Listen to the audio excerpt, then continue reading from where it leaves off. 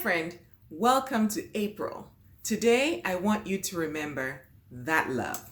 You know, the love that makes you want to scream as your heart bursts with so much contentment. The love that is mindful, approachable, graceful, courageous, and selfless. Unconditional love. And that's why I also have the red on, just so you know, love.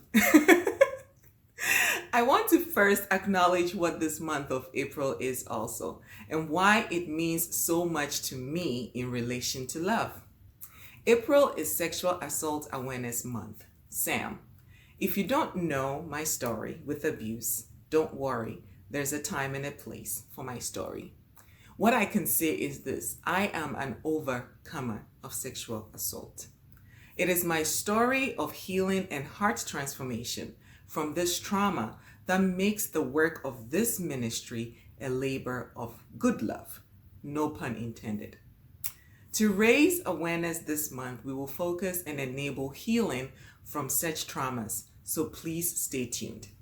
So, talking about love, let me share a secret with you. I didn't know what it really meant to love, let alone be able to receive and then give love, until my heart got transformed. After encountering this amazing love and healing, I discovered a healing medicine called love. There are so many layers to it, and each dissolved flavor tasted and still tastes surprisingly different. Love cultivates in the heart and is made available to those around us. There is a book that I want to recommend, Love Like That, by Dr. Les Parrot. In his book, Dr. Parrot gives us 5 practical applications of what it means to love unconditionally. So today, I want us to bring that home and for us to learn what it means to love unconditionally. All right, let's go. So to love unconditionally, we must be mindful. Oof. Although I have come a long way in my quest to know love, I sometimes don't always see what is right in front of me. I miss the details that are so important, like my daughter needing me to put my phone down and listen to her tales from 4th grade class. Being mindful is being fully present with all my senses. That is hard, and this is why it is a love like that, to see what others don't see. And Jesus teaches us best. To love unconditionally, we must be approachable. That sounds so normal, right? But when we think about it, it's not. Approachable means being inclusive. Love should not confine our hearts to one group of people or a type of personality. Love should open our hearts to have the spiritual insight of how to embrace and accept others.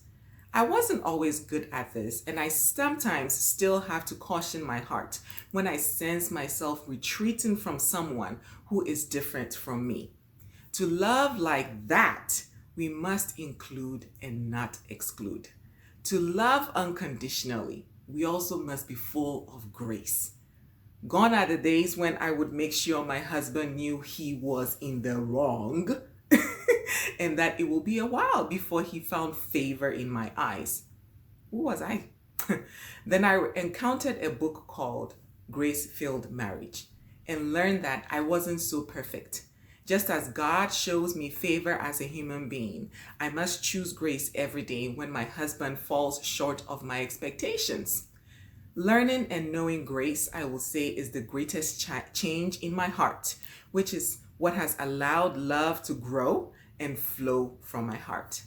To love like that, we must be filled and full of grace. We must choose mercy and grace, that unconditional positive view of someone, and not be full of ourselves, choosing justice and fairness all the time. This is the toughest in loving unconditionally, honestly. To love unconditionally, we must be courageous. Oof. When I know the truth and I speak it, there is a confidence that rhymes through the expression of that truth. Courage is choosing to live authentically and truthfully the way I am uniquely created and called on by God to be. It hasn't been easy getting to this point. It takes some work to know how to speak authentically and truthfully without sounding judgmental, demeaning, or canceling folks. To love like that, we must be bold in respectfully and politely speaking the truth and allowing others to do the same in us and for us. It is about being rather than doing. Dr. Parrot puts it this way, and I love it. Your doing flows naturally from your being. When you love like that, you are bold, you are real, you are truthful. All right. So to wrap it all up, to love unconditionally, we must be self-given. This one is not my natural gifting. It is not. I run a tight shift, a busy schedule. I am a planner. I schedule almost everything in my life, even when I take a nap. And yes, in 2022, I started taking naps and it's so helpful. Try it. So to add something else into the mix is sometimes a struggle, especially when saying no is so easy. But then God happened or happens. I am learning to give others my heart and allow them to fill mine. This is where love grows. To love like that, we must embrace others and see them as vessels to fill with love. Like that. So, are you ready to love unconditionally? The truth here is that to love unconditionally, our hearts must be transformed by the renewing of our minds.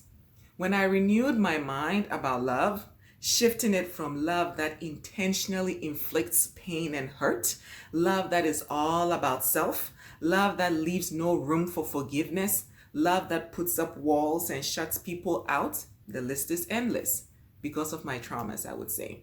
To love like this is to accept, embrace, and hold others up. And that's what happened with me. When I made this shift, I began to pour out what my heart was being filled with onto others. So, this is your challenge, my friend.